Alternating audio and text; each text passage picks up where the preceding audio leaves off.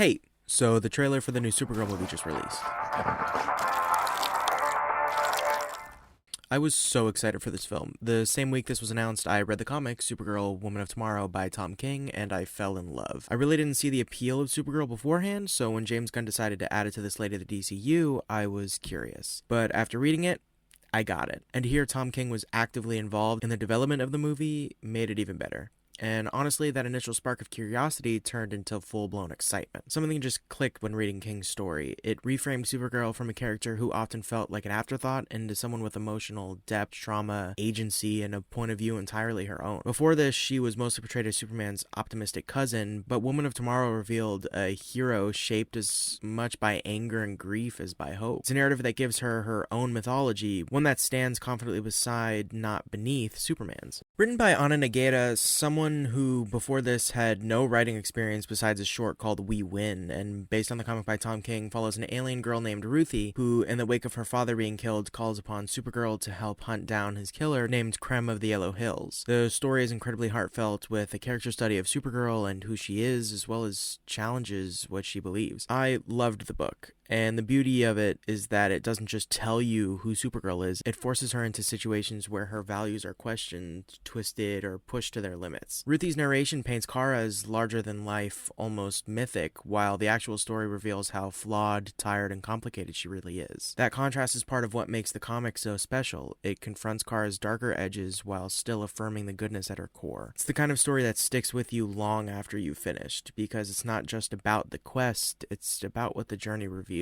It's honestly the perfect story to introduce people to Supergirl, and that's exactly why Gunn chose to adapt it for the DCU. He wants to introduce people to these characters in the perfect way for audiences who had no idea who they were to want more, and that's what this story does. The comic is this quite awesome space opera with these incredible spreads and amazing artwork by Bilky Evely, a deep and loving story and incredible writing, and honestly calling it a space opera almost undersells how sweeping it is. Evely's art makes every planet feel distinct and every moment cinematic. There are panels that look like paintings and then others that hit you like stark emotional gut punches. Gunn choosing this specific book is him signaling that the DCU wants substance, not just spectacle. Stories that actually mean something, that reshape how people view these characters. Now, let's talk about the movie itself. I have so much faith in this film. Millie Alcock seems like perfect casting for Supergirl. Creme of the Yellow Hills' actor is actually so method he's serving jail time right now. And Jason Momoa is perfect for Lobo. And while Lobo isn't in the original comic, this is one of those stories where his character kind of slips right in. With Supergirl helping Ruthie on his space journey, a character like Lobo is 100% someone who would pop up. And I trust his reason for being there will be written well. And honestly, adding Lobo might actually enhance the movie's themes. Kara's exhaustion, her cynicism, and her fight with her own morality contrast brilliantly with someone like Lobo, a force of chaos who embodies everything Kara could become if she abandoned her principles. Momoa has the charisma to make him funny and threatening at the same time, and if they use him as a foil rather than a distraction, he could become one of the film's standout characters. Speaking of writing, Anna Nagata's lack of writing credits might be worrying to some, but Gunn really seems to trust her, and I think that's what's most exciting. Gunn's vision for the DCU seems to be pretty clear, and the whole point is it's meant for filmmakers to have a lot of freedom. As long as the script is good and Gunn believes in it,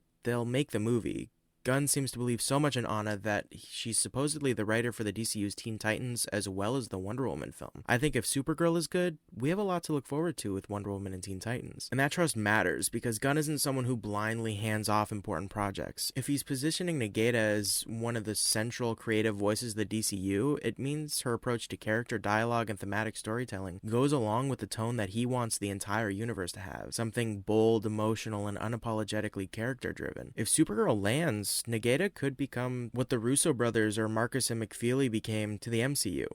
Foundational. Craig Gillespie is an interesting choice to direct the project. He's never done something like this. The closest thing I'd compare it to from his portfolio is actually Cruella, and I don't personally know anyone that watched that, although I've heard okay things about it. But with films like I, Tonya under his belt, he knows how to make buzzworthy films. Since I don't know much about him as a director, I'll just say that if Gunn trusts him, I do too. And apparently his directing style could be a secret weapon here. Gillespie blends stylized visuals with raw character introspection, which is exactly what Woman of Tomorrow needs. After doing some research, Tani in particular proves he knows how to portray complicated women, with the tension between how the world sees them and who they actually are. If he brings that same emotional sharpness to Supergirl while embracing the surreal cosmic elements, we might end up with something totally unique in the superhero genre. A movie that's as visually striking as it is emotionally honest. Another thing we're talking about is the cinematography, because what we've seen in the trailer already hints at something visually distinct from most superhero movies today. There's a grit to it, a texture that feels closer to a sci-fi western than your typical glossy space adventure. The lighting has weight, harsh suns, deep shadows, cold alien nights, and that lines up almost perfectly with the tone of Tom King's book, which often juxtaposed gorgeous cosmic landscapes with intimate, painful character moments. I do see a lot of people comparing it to Guardians of the Galaxy, and for those people, I just want to let you know that James Gunn actually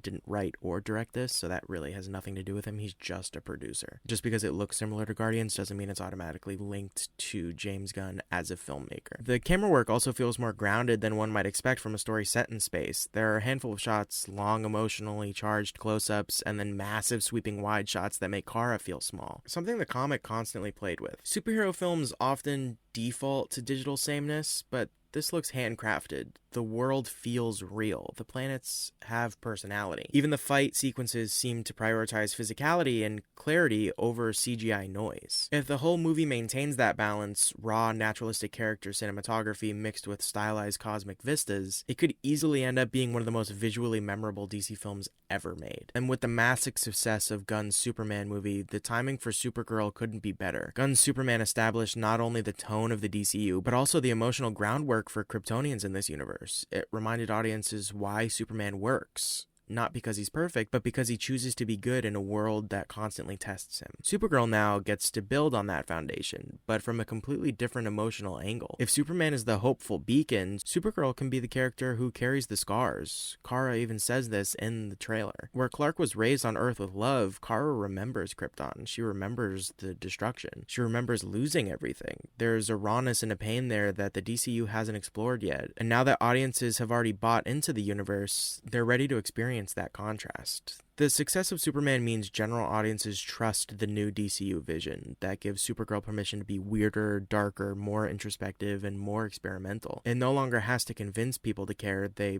already do. Now it just has to deliver. And honestly, Supergirl might end up being one of the most important films for the future of the DCU. Not because of cameos or setups, but because of its tone and thematic place in the universe. If done right, this movie could establish the cosmic side of the DCU. The DCU needs its version of the Guardians of the Galaxy, a film that opens up the galaxy, introduces alien cultures, and plants the seeds for future cosmic storylines. This movie can do all of that while still staying deeply character-focused. The movie could also introduce moral complexity into the universe. Kara is a far more emotionally volatile character than Clark. Her choices, her anger, her trauma, all of that adds layers to the DCU's moral landscape. She complicates things, but in a good way, making the universe feel more human and less idealized. The movie could also tease characters and factions central to the future of DCU arcs. Lobo alone opens up the door to entire corners of DC's cosmic lore. If he's here, who else exists out there? Zarnian stuff? Thanagarians? Coluans? This movie can quietly plant seeds without feeling forced. And if Coluans are involved, then that introduces Brainiac right there. This movie can also build towards a larger Kryptonian narrative. Two Kryptonians with totally different worldviews will eventually have to confront those differences, whether that's in a Justice League movie, a Krypton-focused storyline, or something entirely new like in Man of Tomorrow. Supergirl sets the emotional groundwork. This movie will also inevitably strengthen the DCU's focus on character-driven storytelling. If Supergirl hits the way the comic did, it'll prove that the DCU doesn't need to rely on a big IP. Just good stories told with confidence. That alone could shape the direction of the next decade of storytelling. But at the end of the day, everything about Supergirl feels like the kind of bold, carefully chosen risk that could define the DCU moving forward. This isn't just another superhero film thrown into a crowded market. It's an adaptation of one of the most emotionally rich, visually striking, and character-driven stories DC has ever published. With King's incredible foundation, Nagata's emerging voice as a writer, and Gillespie's unexpected but compelling directorial approach, and Millie Alcock breathing life into a version of Kara we've never seen in live action, the film has